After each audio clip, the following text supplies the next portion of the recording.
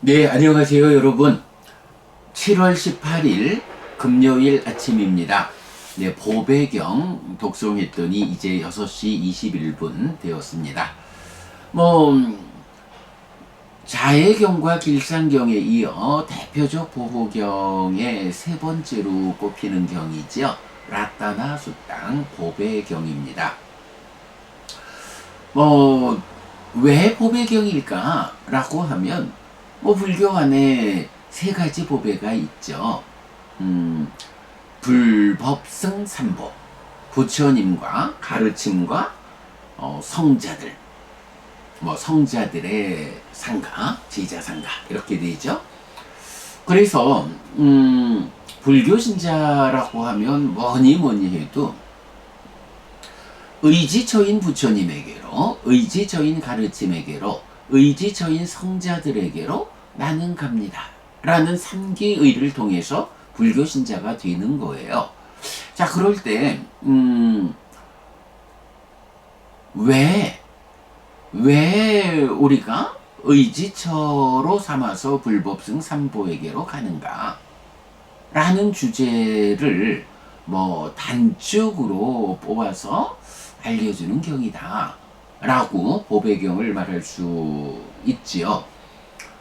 그래, 이제 경의 마지막에 가면 신과 인간의 예배를 받는 열에 부처님을 우리는 공경합니다. 라고 설명하라. 신과 인간의 예배를 받는 열에 가르침을 우리는 공경합니다. 라고 설명하라. 신과 인간의 예배를 받는 열에 성자들을 우리는 공경합니다. 라고 설명하라. 누구가 땅의 존재든 하늘의 존재든 여기에 모인 모든 존재는 기뻐하라. 라면서 그 기뻐하는 가운데에 이렇게 신과 인간의 예배를 받는 열애, 이 열애, 그래서 그 열애에 속한 부처님을, 가르침을, 성자들을 우리는 공경합니다. 라고 설명하라. 라고 말하죠. 땅의 존재든 하늘의 존재든 여기에 모인 모든 존재는 기뻐하라. 라고 하는데,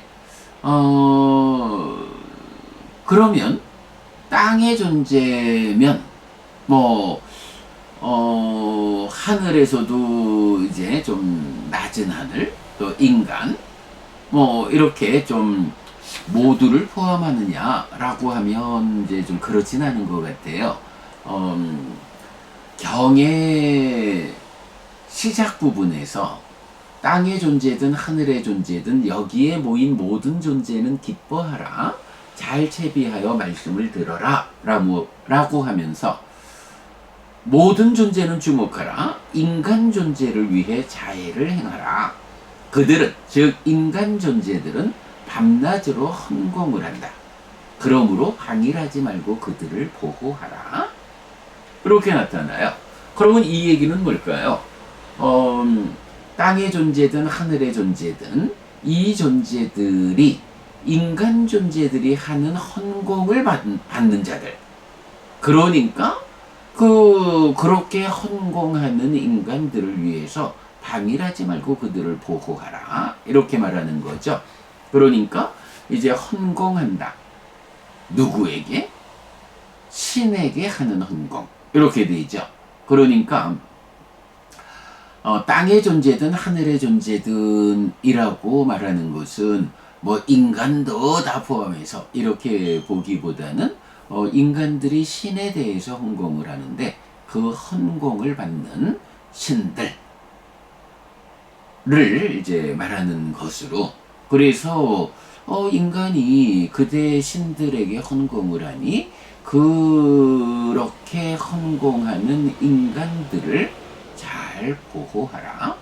라고 땅의 존재든 하늘의 존재든 모든 신들에게, 즉 부처님의 법을 들으러 모인 이런 땅에 있든 하늘에 있든 그 신들에게 기뻐하고, 그리고 인간 존재를 위해서 자애를 행하라. 방일하지 말고 인간들, 그들을 보호하라. 이렇게 이제 부처님이 신들에게 당부하는 이런 말씀이다 라고 보면 되겠습니다. 자, 그러면 이제 그럴 때 결국 그 신과 인간의 예배를 받는 열애, 부처님을 가르침을 성자들을 우리는 공경한다 라고 말하는데, 부처님은 어떤 점에서 공경을 받을까? 가르침은 어떤 점에서 공경을 받을까? 성자들은 어떤 점에서 공경을 받을까?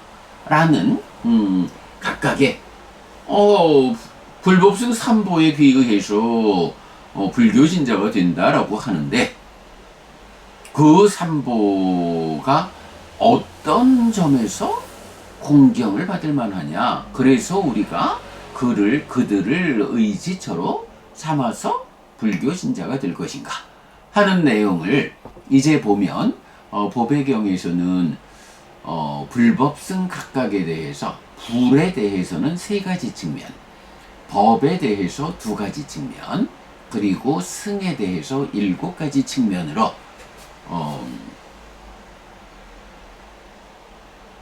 공경해야 하는 이유를 설명하고 있다라는 거 정확히 알아야겠죠. 자, 그래서 오늘은 우리 법회경 어떤 점에서 우리가 그 삼보를 공경해야 하는지 그 내용을 좀 살펴보도록 하겠습니다.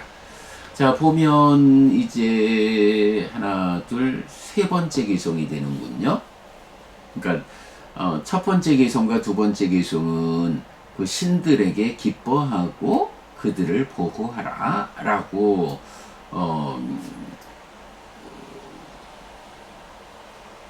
도입한 거고, 세 번째부터 보면 이 세상과 저 세상의 어떤 재물도 하늘의 뛰어난 법에도 열애와 견줄 것이 없다. 이것도 부처님에게 있는 뛰어난 법에다. 이런 사실로서 설명하라. 라고 이제 말을 하죠. 그러니까 부처님이 왜 공경받아야 하느냐? 라고 하니, 이 세상 저 세상 어떤 재물도 하늘에 있는 뛰어난 법에도 열애와 견줄 것이 없어. 왜 열애와 견주지 못하죠?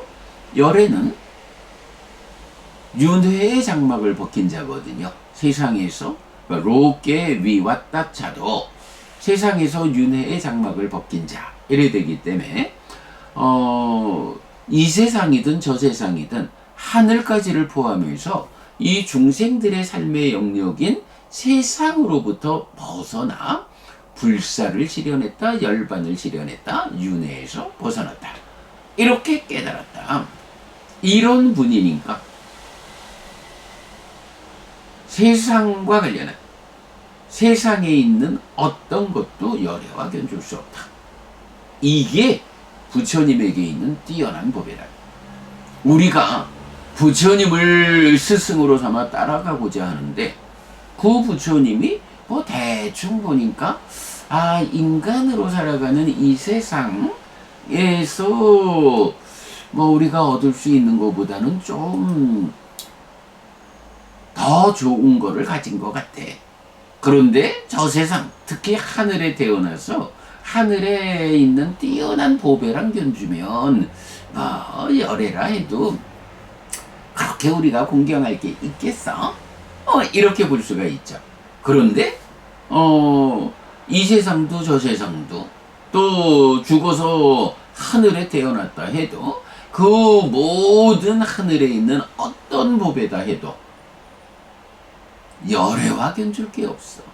열애는 바로 그 괴로움의 영역인 중생들의 삶의 영역에서 벗어난 분이에요. 그래서 괴로움은 제로가 되고 행복은 백이 된, 이런 깨달음을 성취하셨어. 그러니 부처님과 열애와 견줄 수 있는 건 아무것도 없어. 그러기 때문에 이러한 뛰어난 보배를 갖춘 분이기 때문에 우리는 신과 인간의 예배를 받는 열애 그분 부처님을 공경합니다. 라고, 부처님을 공경한다, 삼보에 귀의한다 라는 것의 첫 번째 이유를 이렇게 말하는 거죠. 자, 그 다음에는 삼매를 닦는 석가모니가 부서짐과 바램과 불사와 뛰어남을 얻었을 때 어떤 것도 그 법과 견줄 수 없다. 이것도 법에 있는 뛰어난 법이다.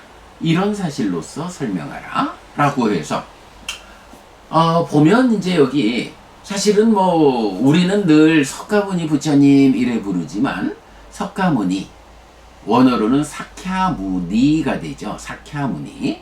이 석가모니 사캬무니라는 이 단어는 사실은 니까야에 거의 없어요. 제가 보니까 요 보배경에서 지금 나왔고, 그리고 디가니까야 21번에서 나오는 걸 볼 수 있어요. 이렇게 그 니까야 많은 경 중에 딱 2개의 경에서만 석가모니라는 이 용어가 나타난다라는 것도 우리가 좀 눈여겨볼 필요가 있겠죠.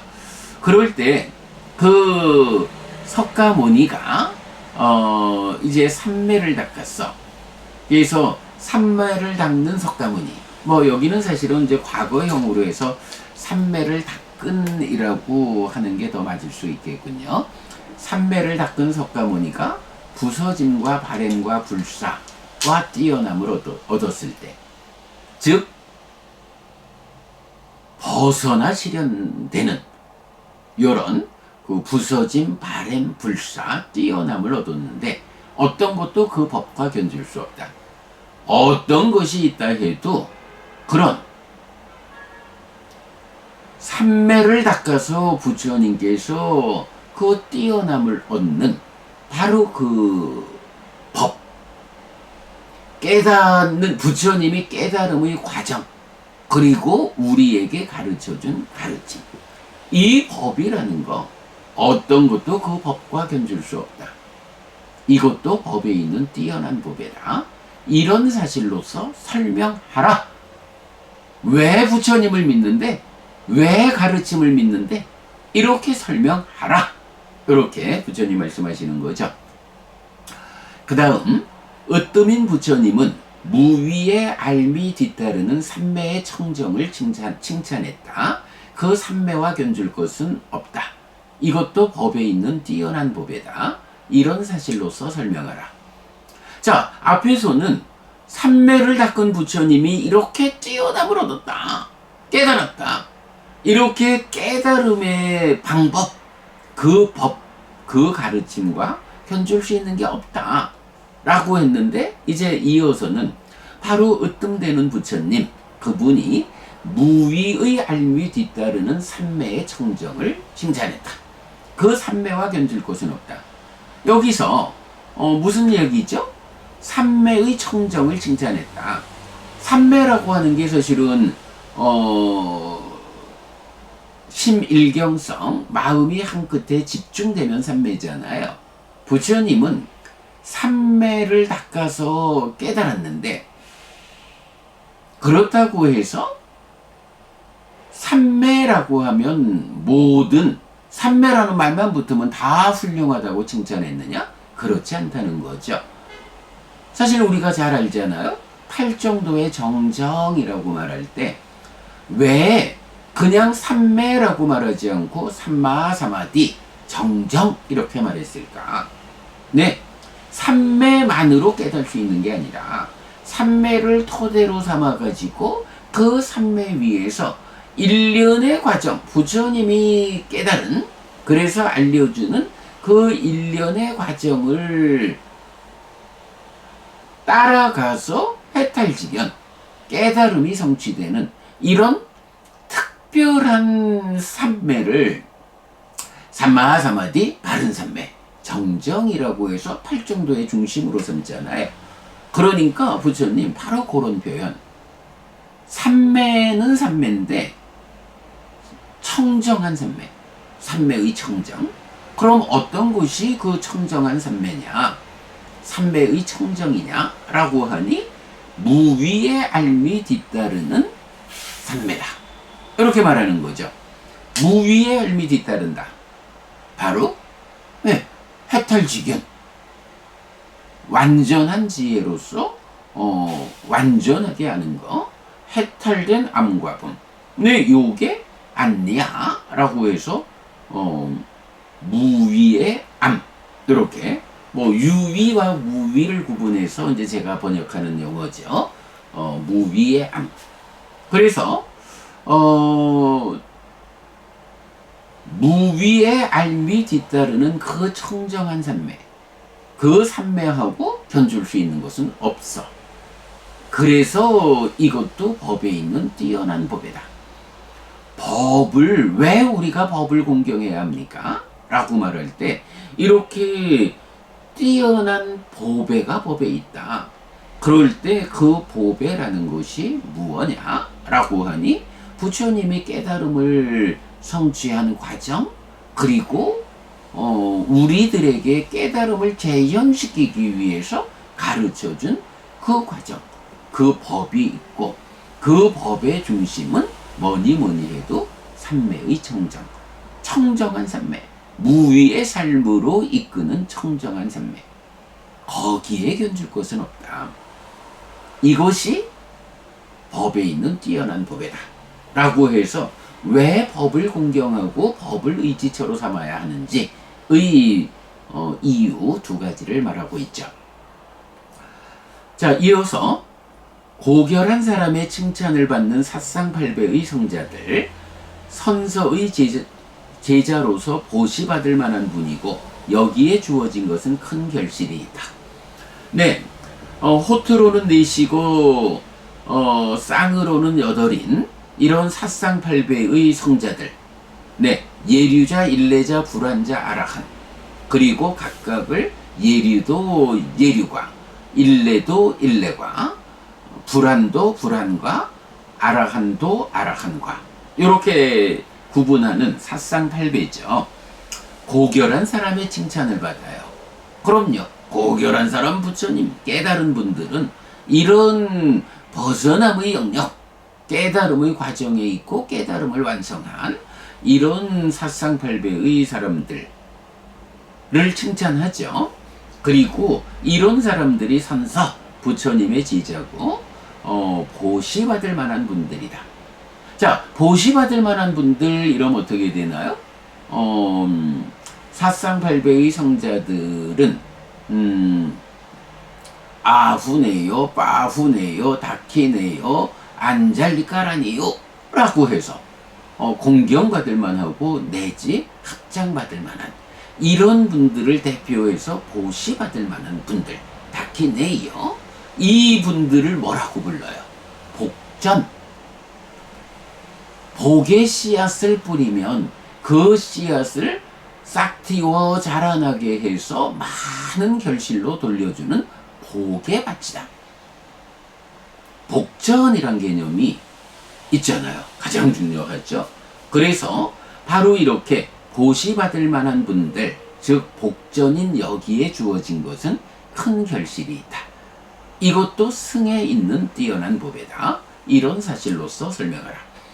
왜 우리가 불법승 3법, 그 가운데 승법, 성자들에게 그들을 의지처로 삼아서 귀의해야 합니까? 공경해야 합니까? 라고 할 때 그분들이 누구냐? 바로 복전이 되는 보시받을 만한 분들이다. 그래서 우리가 그 복전인 그분들에게 보시라고 하는 작은 씨앗을 작은 씨앗을 던지면 이분들이 그 씨앗을 싹 틔우고 무럭무럭 자라나게 해서 큰 결실로 돌려준다. 그러기 때문에 승에 있는 이런 뛰어난 보배를 보아서 우리는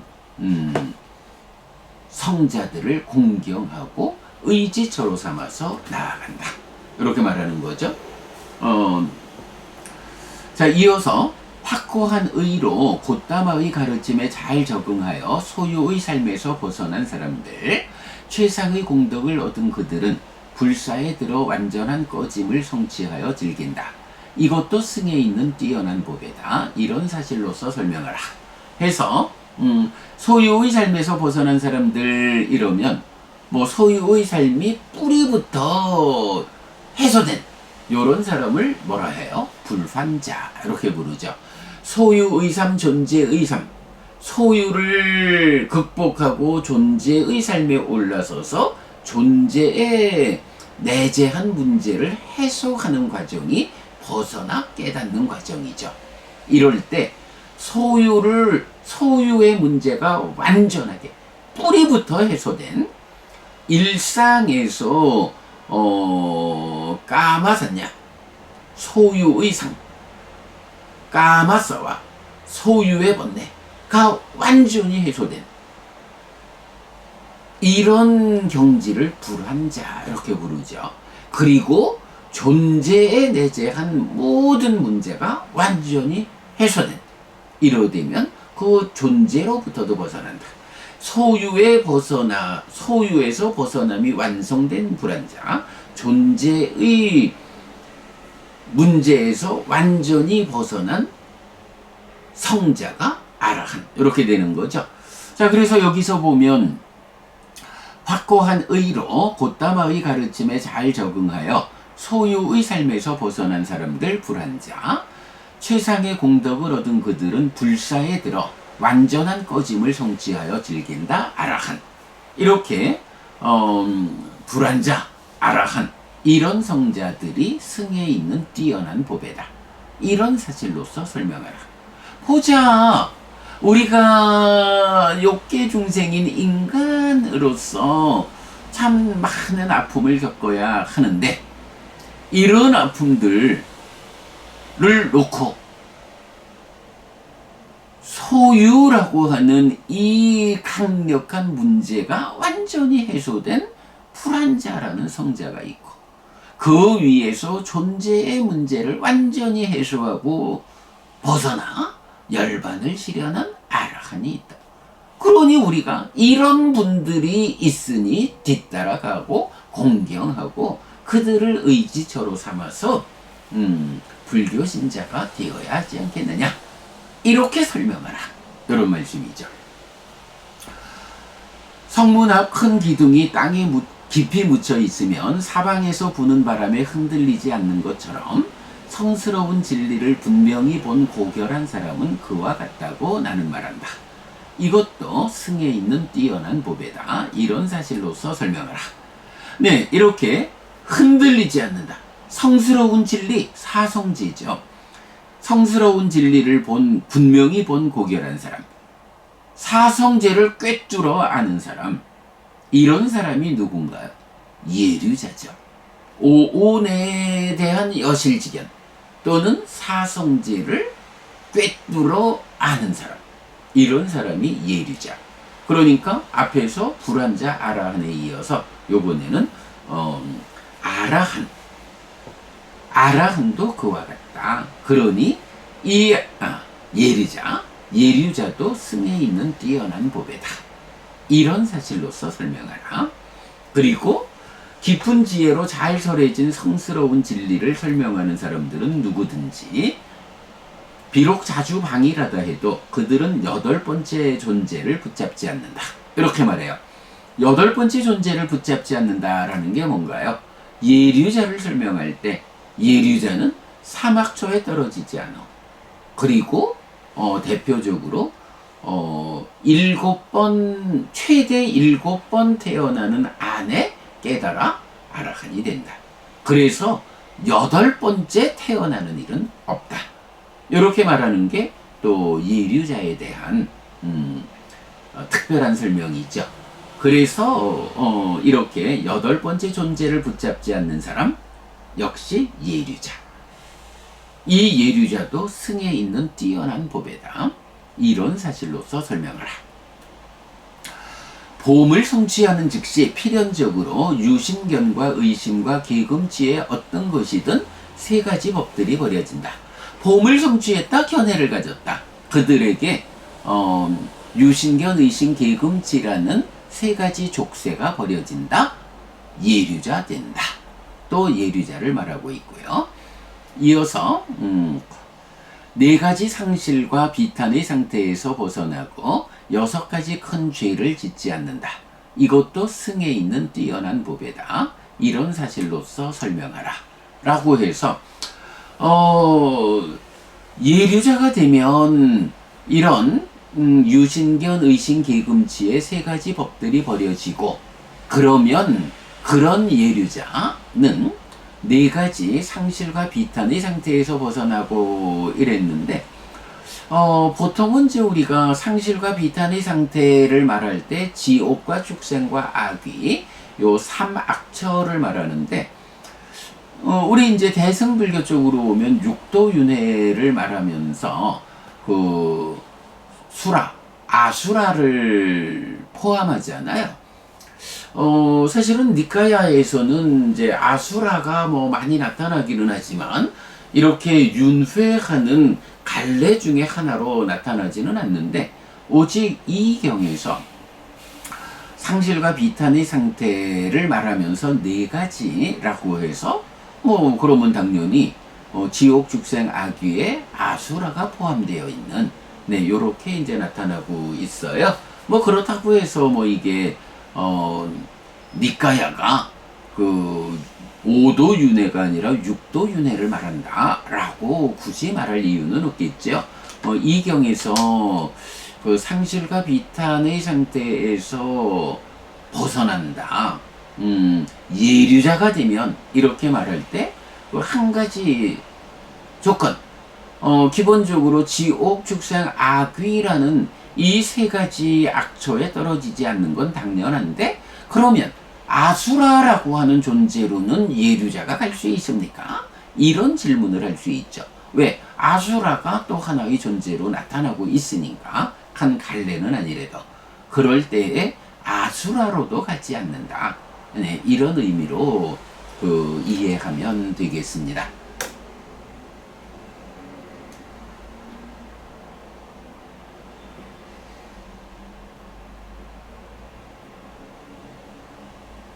네.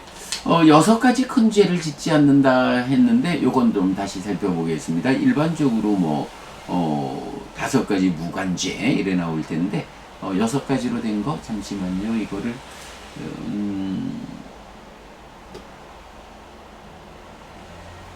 네, 요 부분은, 조금 더 생각해 보도록 하겠습니다. 자, 그 다음에, 몸과 말과 의로 어떤 것이든 악업을 짓는다 해도 그는 그것을 감출 수 없다. 길을 본 사람에게 불가능하다고 말한다. 이것도 승에 있는 뛰어난 법이다. 이런 사실로서 설명하라 라고 하는데, 뭐 우리 마지막이니까요. 48번 꼬삼비경에서 보면 예류자를 자세히 설명하고 있잖아요. 그랬을 때 이제 거기에서 보면 악업을 짓는다 해도 스승이나 동료 수행자에게 바로 드러내어서 참회하고 청정해지지, 남이 보지 못했으니까 이래가지고 그 악업을 지은 것을 감추어서 묵혀두지 않는다. 네, 이런 의미, 예류자에 대한 이야기죠. 그 다음에 뜨거운 여름의 첫 달에 숲의 덩굴이 꼭대기에 닿듯이 열반으로 이끄는 최상의 이익을 위해 뛰어난 법을 설했다. 이것도 부처님에게 있는 뛰어난 법이다. 이런 사실로서 설명하라. 자, 여기서는 열반으로 이끄는 최상의 이익을 위한 뛰어난 법을 찬탄하는 게 아니죠. 이렇게 뛰어난 법을 설한 분, 이런 그 법을 설한 자로의 부처님도 뛰어난 법이다 라고 부처님에 대한 공경의 이유, 뭐니 해도 앞에서 보면 부처님에 대한 이야기가 2개가 있었죠. 삼매를 닦은 석가모니가 부서짐과 바램과 불사와, 아니죠, 요건 법에 대한 이야기고, 열애와 견줄 것이 없다라는 한 가지가 있었고, 그 다음에 여기서 부처님 스스로가 열애와 견줄 것이 인간과 신 어디에도 없다라고 하는 그 견줄 바 없는 뛰어남, 그러니까 중생들의 삶의 영역 세상에서 벗어났다. 이것이 부처님이 뛰어난 보배인 이유였다면, 또 한 가지 바로 그렇게 세상에서 벗어난 경지, 열반으로 이끄는 최상의 이익을 위해서 부처님이 뛰어난 법을 설했다. 뭐니 해도 부처님이 법을 설했다라고 하는 이거를 빼놓고 나면 사실 부처님이 당신의 깨달음을 스스로 만족하면서 우리들을 위해서 법을 설하지 않았다라고 하면 우리한테 아무런 의미를 못 갖죠. 뭐니 해도 부처님이 공경받고 삼보로서 그 의지처가 되는 이유, 네, 당신이 벗어난 견줄 바 없는 존재가 되어 가지고는 그 재현을 위한 법을 우리를 위해서 설했다. 이것도 부처님에게 있는 뛰어난 법이다. 그리고 최고고 최고인 것을 알고 최고인 것을 주고 최고의 것을 불러오는 위 없는 분은 뛰어난 법을 설했다. 이것도 부처님에게 있는 뛰어난 법이다. 자, 그러면 이렇게 부처님이 견줄 바 없는 분이고 열반으로 이끄는 최상의 이익을 위해서 뛰어난 법을 설했는데 그 뛰어난 법을 설했다라고 하는 것 어떤 의미냐? 바로 위 없는 분인 부처님이 그 뛰어난 법을 설한 거다. 그러면 이 위 없는 분은 누구냐라고 하니 최고요. 최고인 것을 알고 최고인 것을 주고 최고의 것을 불러오는 그런 위 없는 분이 부처님이요. 우리 독송집의 두 번째 경 존중경에서 보면 어떤가요? 부처님이 참 그 의지할 바, 존중할 바 없이 머무는 것은 어렵다. 그래서 누구를 존중해서 머물까? 라고 할 때 개정해 해탈직연이라는 5가지 법의 무더기, 오치온의 그 중생의 존재 상태를 해소하고 깨달아 윤회에서 벗어나는 이러한 삶의 완성을 위해서 필요한 개정해 해탈직연, 이런 5가지 법의 무더기에서 나보다 더 잘 완성한 어떤 사문바라문도 없다. 그러니 어떤 인간에게, 신도 포함해서 어떤 인간에게 의지할 수가 없다. 나보다 뛰어난 존재가 없으므로, 그러므로 내가 깨달은 이 법을 의지하고 존중하며 머물러야겠다. 이렇게 부처님 말씀하시잖아요. 아무런 존재도, 어떤 존재도 부처님보다 더 잘 이런 법의 무더기를 더 잘 완성한 사람이 없는 거예요. 그러니까 뭐라고 말해야 돼요? 이런 완전한 행복을 실현하는 이런 삶의 완성의 길에서 나보다 더 잘 완성한 사람이 없다. 내가 가장 잘 완성했다. 내가 가장 높은 성취를 보았다. 그러므로 내가 최고다. 부처님 사자후를 설하실 때 늘 이렇게 오직 여기에만 있다 라고 사자후를 토하잖아요. 바로 그런 이야기. 부처님이 누구냐? 최고다. 최고인 것을 알고 최고인 것을 주고 최고의 것을 불러오는 이런 위 없는 분이 뛰어난 법을 설했다. 이렇게 법을 설한 이거 부처님에게 있는 뛰어난 법이다. 라고 부처님을 공경하고 부처님을 의지처로 불교 신자가 되어야 하는 이유를 부처님은 견줄 바 없는 분이요. 당연하지요.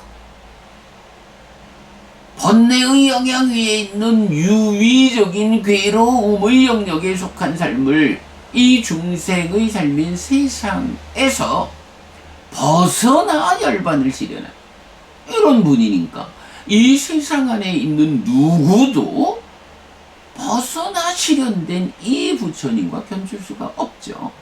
그 부처님이 열반으로 이끄는, 바로 벗어나 실현되는 그 경지로 이끄는 최상의 이익을 위해 뛰어난 법을 설했거든요. 그리고 또 바로 그 부처님, 뛰어난 법을 설하는 이 부처님이 누구냐? 그 벗어나 실현되는 열반의 성취, 삶의 완성, 완전한 행복을 위해서 우리가 쌓아가야 하는 개정해 해탈지견이라는 이 5가지 법의 무더기에서 가장 잘 완성했다. 누구도 부처님을 능가할 수 없는 그런 완전한 완성을 성취했다. 그러니 이 부처님이야말로 최고다.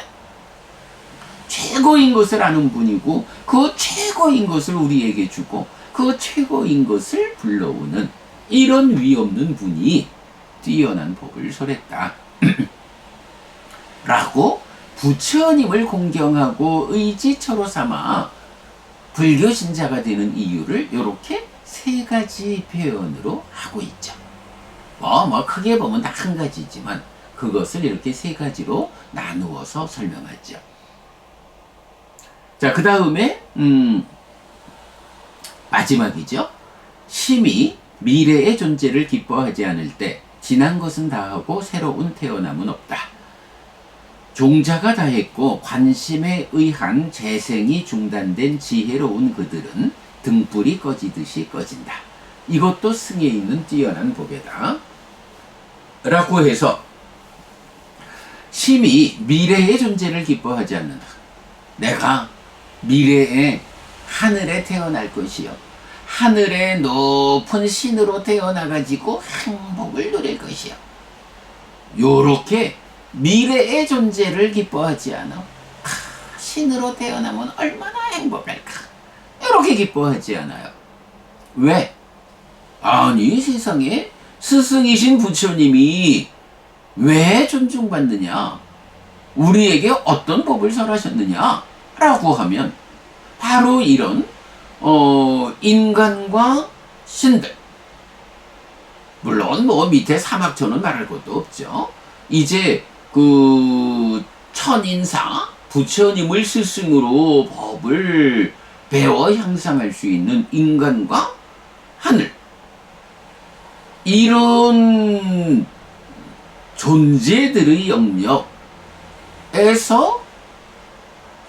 벗어나는, 내가 하늘에 태어날 거요 라고 해서 하늘로 이끌리지 않고 그 존재의 영역에서 벗어나서 열반을 실현할 거다.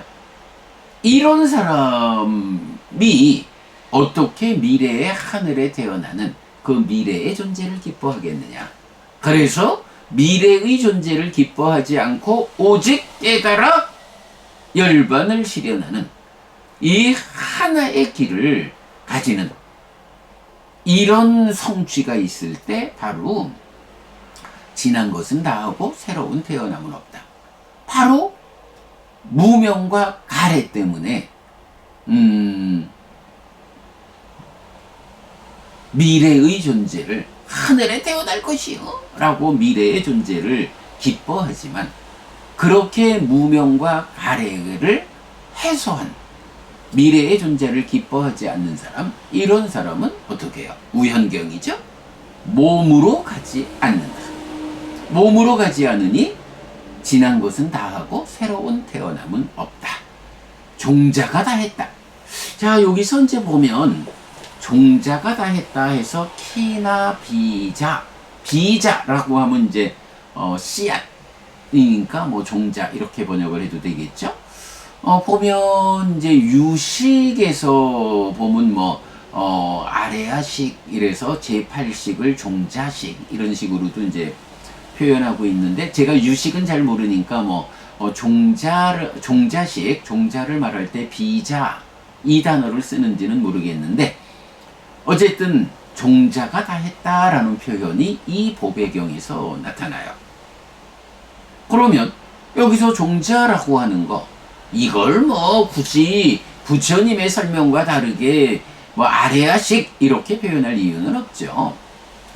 아마도 유식에서는 그 번뇌, 그러니까 사실은 알라야라는 것이 그 가래가 가지는 붙잡는 성질을 말한다. 우리가 이렇게 해석하고 있잖아요. 그래서 알라야라는 단어는 오직 가래의 성질일 뿐인데 유식에서는 해석을 달리 해가지고 뭐 제7식 말라식 밑에 제8식 아레야식 알라야 윈냐나죠. 아레야식이라는 것을 설정해가지고 모든 것의 근본 문제로 삼고 그것이 종자가 된다 해서 뭐 종자의 훈습 이런 식으로 말하죠. 그래서 아레야식을 종자식이라고 이렇게 표현하고 있지만 뭐 그거는 뭐 유식적인 관점이고 이제 니까야에서 법의경에서 종자가 다 했다라고 말하면 뭐 굳이 표현을 종자라고 안 해도 되죠. 씨앗이 다 했다 이래 해도 되고 비자 씨앗경 이렇게 번역되니까 그러면 그 씨앗이 다 했다 종자가 다 했다라는 건 뭔가요? 예, 번뇌가 다 하는 게 누진 아라칸이잖아요. 그 번뇌가 어떤 게 있나요? 용루 유루 무명루라고 해서 소유의 번뇌 존재의 번뇌 무명의 번뇌 전도된 산야죠.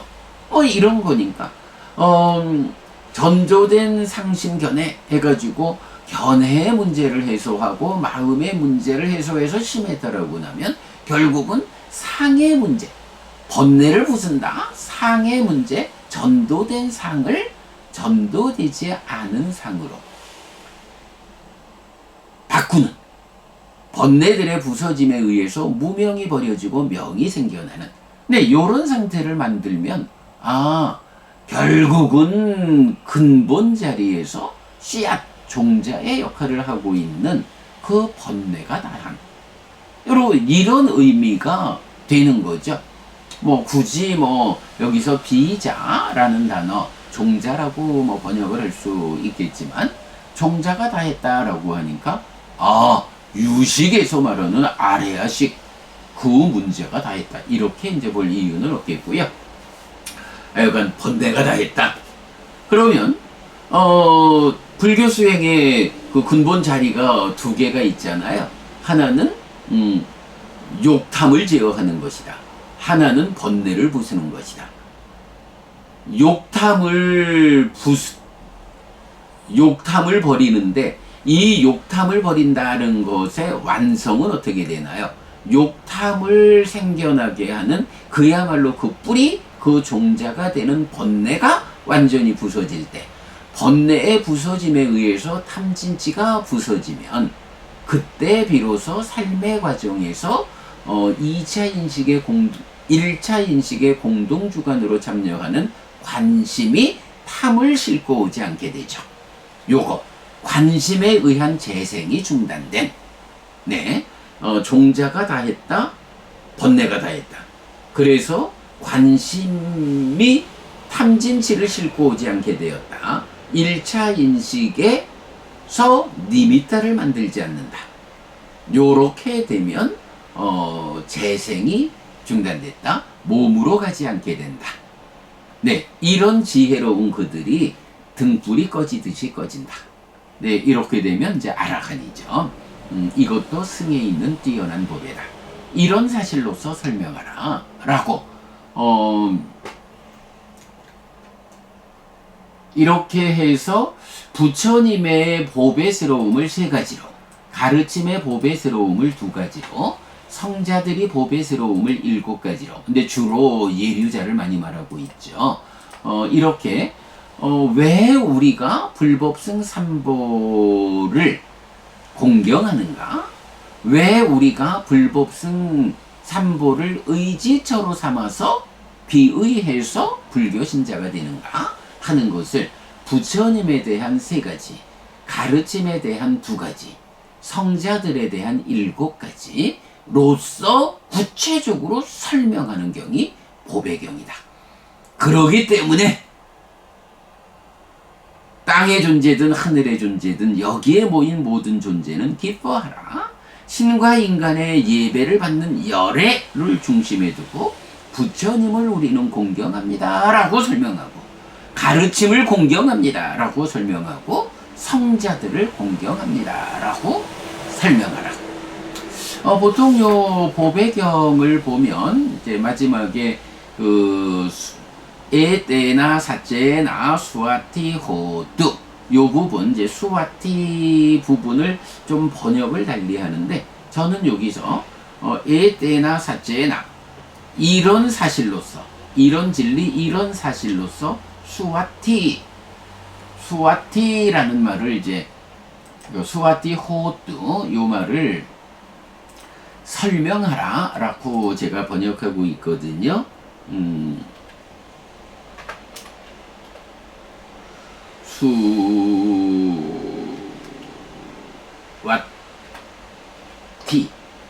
수와티라고 하면 요 말이 well-being, prosperity,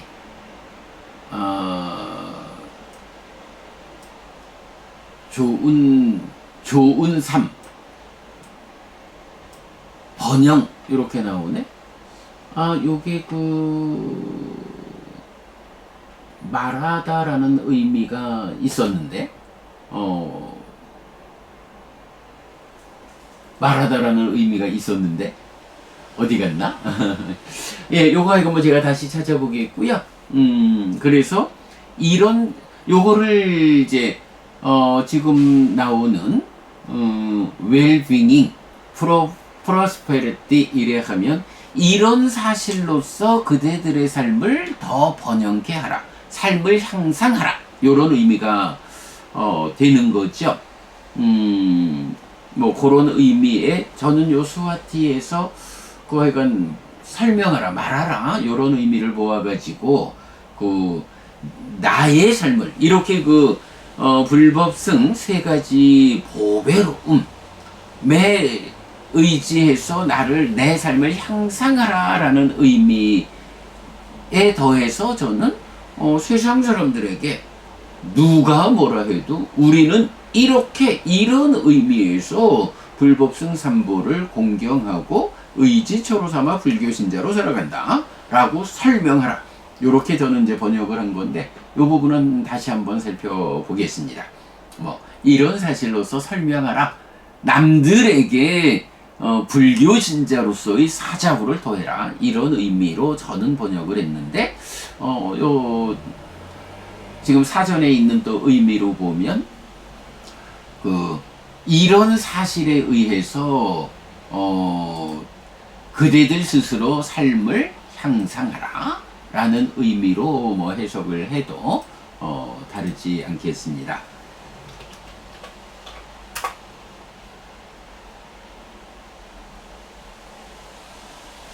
그렇군요. 이게 이제 수와티가 또 하나의 의미로는 이제 헤얼 이래 되네요. 헤얼 HAIL인데 부르는 소리 이런 의미가 돼요. 그러니까 콜해서 이제 하여간 부르다, 그러니까 말하다 이런 의미로 저는 이해를 해서 이런 사실로서 설명하라. 삼보에 대해서 세상 사람들에게 우리는 삼보가 이러하기 때문에 이 삼보에 대한 삼보를 의지해서 살아가는 삶이 이렇게 나의 삶을 향상하거든 이라고 세상에 설명하라. 요렇게 이제 제가 번역하고 있다. 헤얼 발음이 어렵네. 이건 요 의미를 적용해서 요렇게 번역했다라는 거 말씀드립니다. 네, 여러분 오늘도 부처님의 언어로 부처님의 가르침을 독성하면서 하루를 잘 시작했습니다. 잘 시작한 오늘 하루 여러분 내내 편안하시고 이익과 행복을 쌓는 시간 되시기 바랍니다. 함께 해주셔서 고맙습니다. 여러분 행복하십시오.